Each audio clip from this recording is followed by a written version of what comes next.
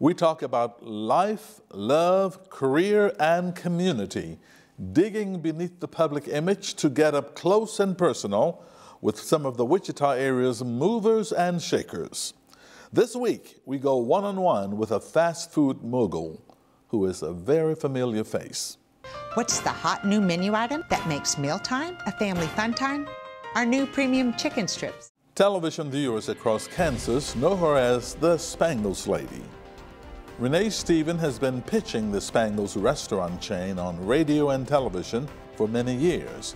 The spots, known for their high production value and creativity, have propelled the Spangles brand to new heights. But Steven is more than the commercial spokesperson. She's also the director of operations. Under her watch, the Spangles chain has grown to 27 restaurants across Kansas. She's also known for her volunteer work and philanthropy. We're excited to have Rene Steven join us for the full half hour one-on-one.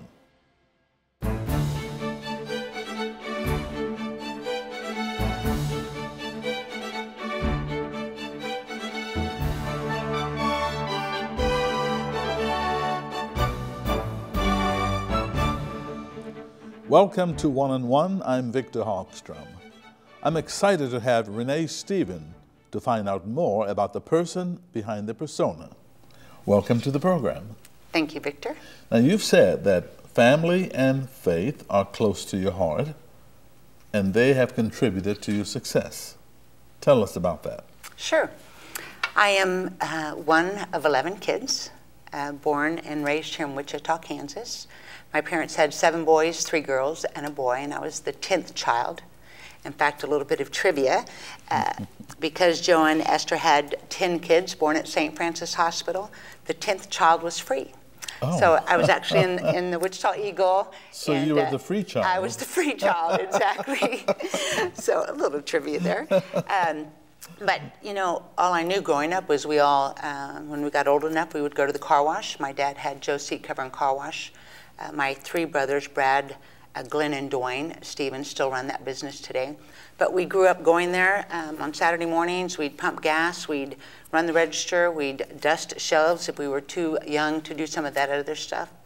And when the shelves were done dusted, we would dust again, anything to keep us busy. Right. But we grew up, I worked there till I was going through college. During the summer, I would work for my brothers at Coney Island back then.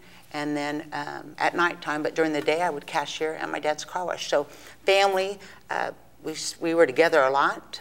We always had dinner at 6. We all were expected to be there. And we all went to church on Sundays. It was important to our family. Every holiday was important to our family. And I think we learned from our family the work ethic and what a good dad is supposed to be like and what a good mother is supposed to be like. They were great role models. Now, you talked about having dinner at 6 in those days. Yes. What is the story today? Well, the story today is both of my parents are passed away. My mother passed away this past March. My dad in 2010. But till that point, every Sunday we still went over to my parents' house, and on Sundays had brunch. And your own family?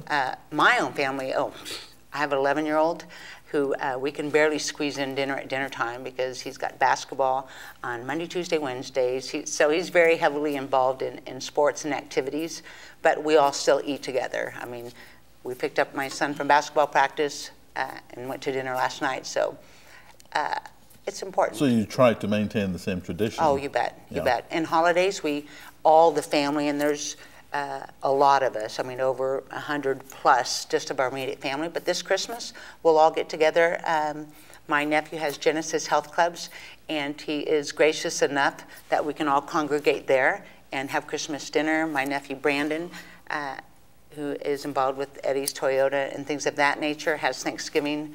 So we all still, holidays are important. It brings the whole family together. So you've talked about coming from a large family, but let's describe it as a large business-savvy family, because you have restaurants, car dealerships, health clubs, car wash. What else? Did I leave something out?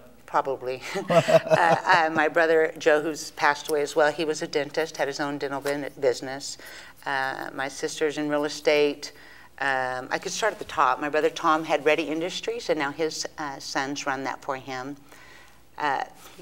Just lots of businesses. So, we were blessed, and we learned that. I think it was my dad. My dad was, you know, was just an entrepreneur, whether it was small or big, and just worked hard. And he had that, my husband calls it that street savvy, you know, taking care of the guests. It's always about the guest and take care of the customer, and to work alongside your employees. And so today, you know, I'll be in a restaurant working. If the grill needs help, I'll be, you know, flipping hamburgers. If the register, if they're shy a cashier, I'll be working with the you know, on the register. So I think he taught us that work ethic, which is to work hard, which in turn leads to success. So what does that success feel like today? It's hard work. You know, I think whatever it is that you do, whether, you know, you're a mechanic and you're working on a car and you get it to run, it feels good. But it's not anything you can let up on, you know. You have to stay on it, and every day, you know, every day work at it. Now, you're the Director of Operations for Spangles. Correct. First, how did you get that role? Okay.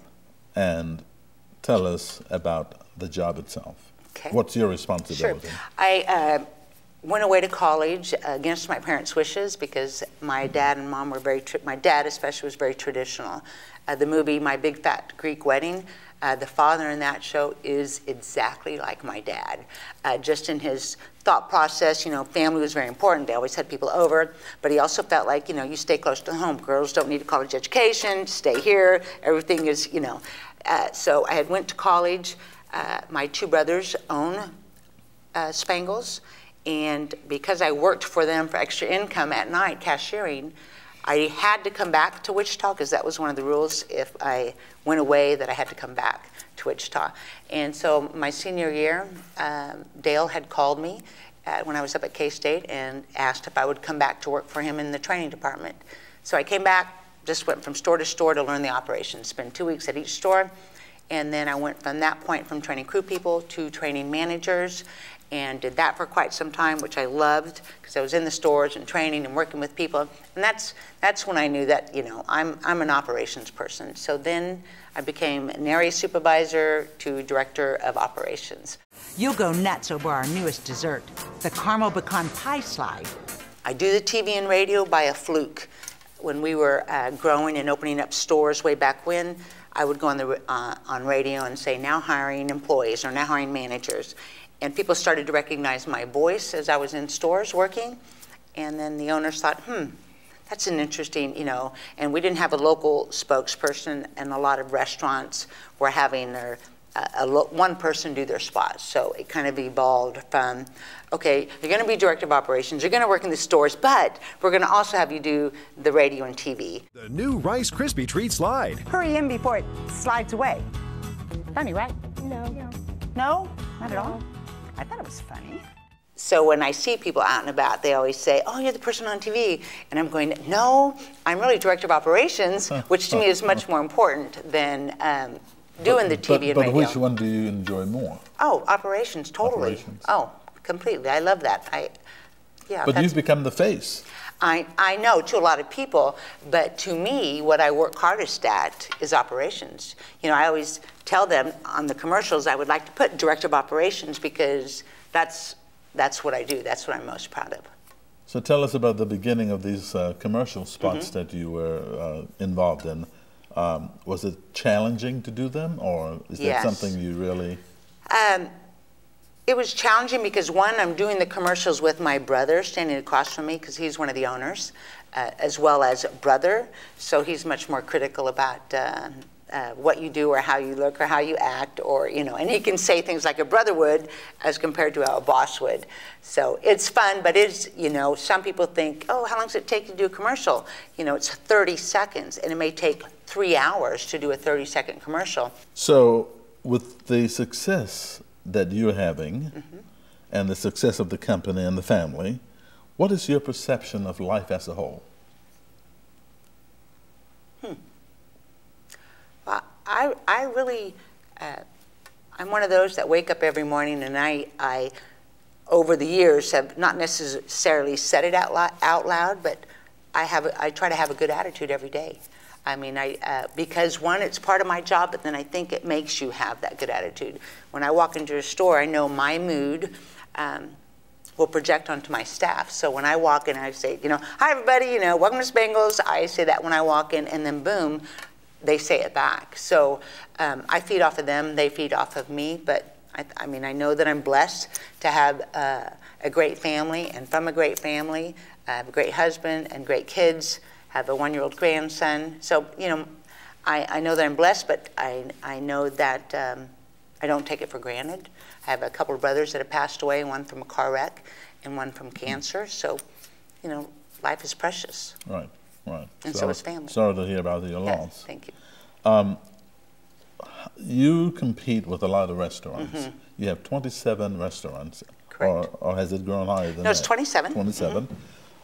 How do you keep them up? How do you manage to compete with the big boys? Sure. We know we have to work harder. We know that when someone comes to town, that we are not top mind awareness, because people want to go someplace where they're comfortable with. And so we're banking on, if we work hard enough and you come in and you get good service. Now, I didn't say good food, because even though we already have good food, we pride ourselves on our staff.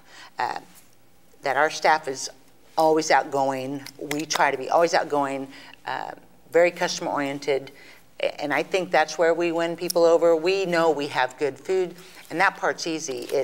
It's hiring. I always say I hire first on personality and the rest on experience, because I can't teach you to smile. I can't teach you to come in with a good attitude. I can't teach you those things, how to treat a customer right.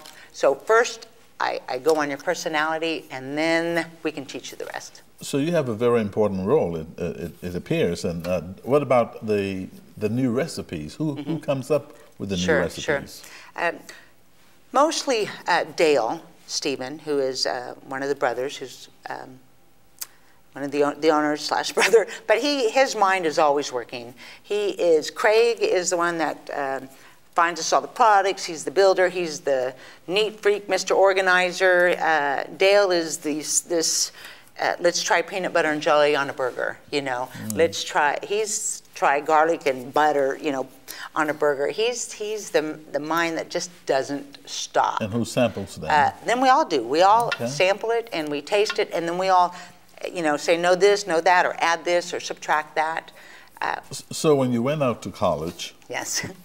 What was that dream job that you were eyeing, had your heart set on? I didn't have a mindset of what I was going to do, but I also knew that's what college was for. You go to college and you find things that were interesting to you. And surprise, it was business management. I took business management courses, got a business management degree at K-State, finished in 4 years. So it just fell into that, because that's what I knew. I grew up in business, and that's where I was good at. And yeah. So do you ever dream of anything else other than Spangles? Have you had a desire? I've often wondered, because I've had success here, I've often wondered what might have happened if I went elsewhere, someplace else. But till this day, I could not think of a job that I would switch over to that challenged me like this job does, that interests me like this job does. Restaurant business, you either gotta love it or you don't do it, and you have to have the right personality. You've got to be able to roll with the punches. You're in a store and someone doesn't show up, and you've got to be able to react. It's a fast-paced, crazy, hectic, but you got to love it, and some of us need that. How do you define success in the restaurant business? We want to be proud of what we do. We don't need to be the biggest company in the United States. We want to be proud of what we do. And what we do is we serve a good quality product. We won't ever sell chicken nuggets that are not, we don't sell chicken nuggets. We sell chicken strips that are premium quality. So we also know that it's going to be a little more expensive. But we're from Wichita, we're from Kansas. So we want to be proud to see you out and about, and we know you're going to love Spangles if you go there, and so that makes us okay. You know, we don't want to serve a poor quality. So I think success is, we've got 27 stores. Let's run them good. Let's take care of the people that come in. Let's take care of our staff and be proud of what we have, and just do our best to serve a good quality product. So Rene, if you were to do it all over again, would you do something differently, or do it all differently, or the same job? I really like what I do. I mean, I really do. I don't wake up and go, I don't want to go to work today, you know. I always have, this job, you're never done, you know. You're never done, because there's always that next thing you can work on. It's never boring, because, you know, in 2 weeks we're going to introduce a new ultimate, you know, jalapeno bacon cheeseburger. We just introduced some mini donuts. I mean, it's never the same. Every day it is never the same. So if you could change anything about yourself, what would that be? We're not going there.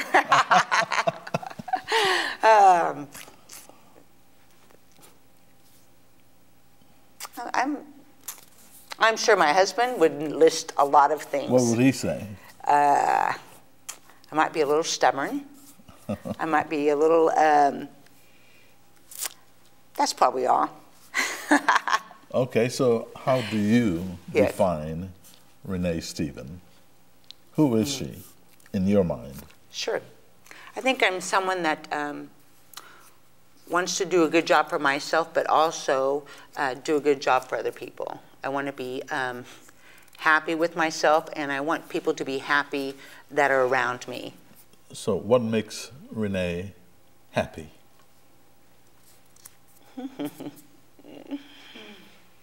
My family makes me happy. Honestly, my family and my faith. I say that, but you know, I would rather spend time with my family than anything. You know, my husband, my kid, my siblings. You know. What makes you sad?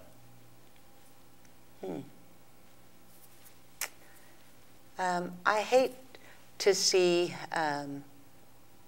things that are unfortunate, but that's normal. You know, I hate cancer, and I hate to see families torn apart by cancer. I hate to see families that have sudden deaths in their family. That's tough, because, you know, I guess I've experienced that. I hate to see those commercials on TV when kids are just, you know, getting blown up at war. You know, I hate to see that when maybe it could be preventable. That doesn't mean I'm against war, for war. I'm just saying, you know, that stuff weighs on my heart a lot when there's things that you can't help with, and you'd love to, you know, there's all sorts of causes that we would love to help with, whether it's donations or, you know, but you can't help everybody. Right. But those types of things. Imagine yourself going away for 6 months on a secluded island. Get the picture? Yes. What one thing you like to take with you? One thing? Yeah. My husband and kid? No, that's just two? One thing. Item or a person? An item, not a person. Thing. Oh, shucks, one thing. That's a trick question. Not really. For 6 months. Yeah. Might it be a Spangles hamburger? Yeah. No, I'm just kidding. Well, let's just say, you better find a different question. You're going to cut that one out. What would most people say? A phone. A phone you can do lots of things with. Right. You can stay in touch with your family. You can read on it. You can find spiritual help if you're going crazy while you're out on the island. That's a good one. Yes, it is a good one. Because I'm thinking, do you say the phone, or do you say the Bible? That's a tough one. Right, but I think if you had the phone, you could do all of it. Yeah, you have the Bible and the phone too. You have everything. You have music. Yep. I'm not a big music fan. I'm a news fan. Well, that brings me to my next question. Let's do a little lightning round with quick answers from you. Oh, you're not going to embarrass me, are you? No. Okay. No. Maybe this first one might. Okay, go. Who was your teenage crush? Next question. I'm not going to say names. Are you kidding me? Next. All right. Your best subject in school? Math. Math, okay. Your favorite personality, television or otherwise, politician, whatever? I like Bill O'Reilly. Your favorite music? I used to be a big fan of Elvis Presley. Elvis Presley. Yeah. Now, you know, back in the day, I'm old, man. Neil Diamond, those guys. Yeah. Barbra Streisand. Barbra Besides her Streisand. politics, I do love her singing, and I love Right. her acting, and she's probably one of my most favorite. What's your favorite sports team? Shockers, Wichita Oh. State. Okay. We try not to miss a game. Would you rather climb a mountain or lay on a tropical beach? Lay on the tropical beach. Who wouldn't, huh? I know, exactly. What's the best thing about Wichita that you like? It's close. I mean, it doesn't take far to get to anywhere. You know, you can go to the east side of town, you can go to the west side. You know, when people say, oh man, I got to go all the way east, it's like, really? Have you been to some of these other, you know, cities where it takes hours? The traffic is bad here, but it's not bad compared to other places. So true. What about the worst thing? The traffic, the construction. Well, that's just temporary. No, It's not? it's not temporary, is it? I mean, once they're done, then they move on to another project, which we should be grateful because we're, you know, always improving things. But I think because all day long I drive. I go from one store to the next store. I go to Kelgan Broadway. Yesterday I was at my Pawnee and K15 store. You can't go left, but you can go right once you get off the, you know. So I say, I guess traffic to me is important because I just go from store to store to store. And Right. So what is, the final question, what is your favorite, you will like this one. Okay. Your favorite Spangles dish? Yeah. I'll name two things. One's a sandwich, which is the sourdough turkey bacon ranch. That's my favorite. It's just perfect. And then we recently started these mini donuts, and I'm pretty sure I have an addiction to them. They come in 6-pack or 18-pack. You are, that's a plug. You're doing a lot of plugging here. But you're also a golfer. Yes, yes. I like to golf. I golfed a lot more before I had my son. And then, because my husband and I would golf often. And because my son took a liking to the sport, I become his caddy more than I golf. And it's actually much more enjoyable, a lot less stressful. So when you're not golfing and playing or working, how do you relax? I love a good movie. If you could give me popcorn and a movie and nobody has to be around, I'm happy. I could watch 2 or 3 movies in one stretch if I could. So what's your vision for your family's restaurant as the operations manager? What's the vision, long term? Where would you like to see it go? Well, I think our vision is a little different than other restaurants who start small and their goal is just to get bigger and bigger and bigger. And we, you know, the owners are in their 60s, their families are established. This is their dream, you know, to have a group of restaurants that they can be proud of, that are running right, and that we are fresh in people's minds. Is it their goal to franchise? I don't think so. I think when you start to franchise, we lose a little control over it. We lose a little control over, is it being ran right? Is it there's food being served good? So I think that our goal is always to be the best that we can where we're at, you know, and if it leads to opening more stores, then great, we will do so if it's the right opportunity and the right location, but we don't want to be 6 hours away and can't manage it or can't supervise it. As a public personality of Wichita, being seen on television and heard on the radio with your commercials, working with the family business, what is your vision for Wichita? If you had to make a change or to call a shot for a certain direction for this community, what would that be? In regard to our restaurants? No, in just regard to Wichita? totally, yes, Wichita. To be open to new businesses, new ideas, to take different parts of town to make them better. look what they did to Delano area, which is at Douglas and Seneca. My dad's business has been there for, all my life, and then some. And that area, has gone from great to bad to great again, And I think if we keep getting the right people in positions that can have Wichita's best interest, that they got to know, just like anything, Spangles, you got to keep growing and evolving and changing, and I think they're doing that. I think they're improving a lot of the areas, and I think you're personally involved in nonprofits, and you're described as a philanthropist. What do you support the most, and why are you doing what are you doing? Way back when, I used to say yes to lots of things, but over the time, as I've gotten older and I have a family, and so it's harder for me to say yes, but there are a couple of fundraisers that are close to my heart. One of them is, it's called the Main Place Youth Girls Home, and it is an incredible organization, but very small. It's where parents, if you had a daughter that got hooked onto drugs or got involved with gangs or alcohol, whatever it may be, and a parent can't bring them back in, can't discipline them, can't control them, and don't know where they are half the time. This girls' home out in Kingman, Kansas, which is just really close, will take this child in, this girl in, and the parent has to make a year commitment. So these parents take their daughter, give them to this girls' home, and says, I'll see you in a year. And this girls' home turns these girls around. It's Christian-based, and they get them in school. They literally save these girls' lives, no exaggeration. And I've been involved in this golf tournament for 15 years, but it's a golf tournament that we put on to raise money for this girls' home.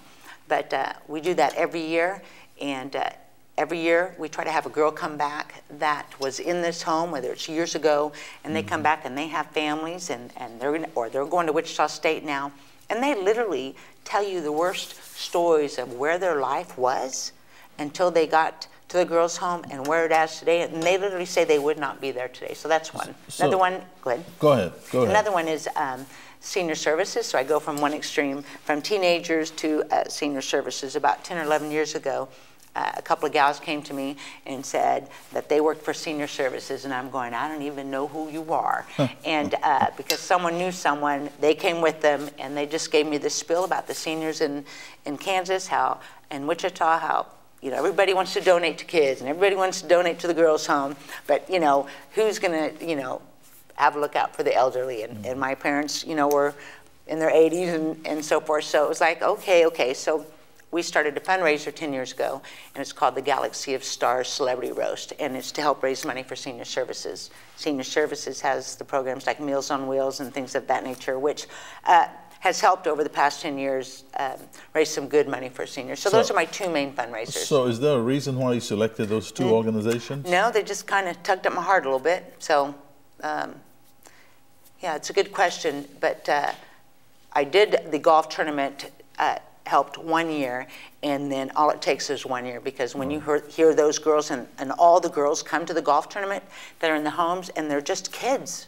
and they get up and tell stories that would make the hair on your back stand up, what they've been through, and that's all it takes. It's like, okay, I'm all in. Rene Steven, thank you so much for joining us. You're welcome. Thank you, Victor. It's been a pleasure having you. Nice to meet you. Thank you. And it's been fun talking to you. Thank you. And thank you for watching this week's edition of One on One. We'll be back next week with another interesting conversation. I'm Victor Hogstrom. We'll see you then.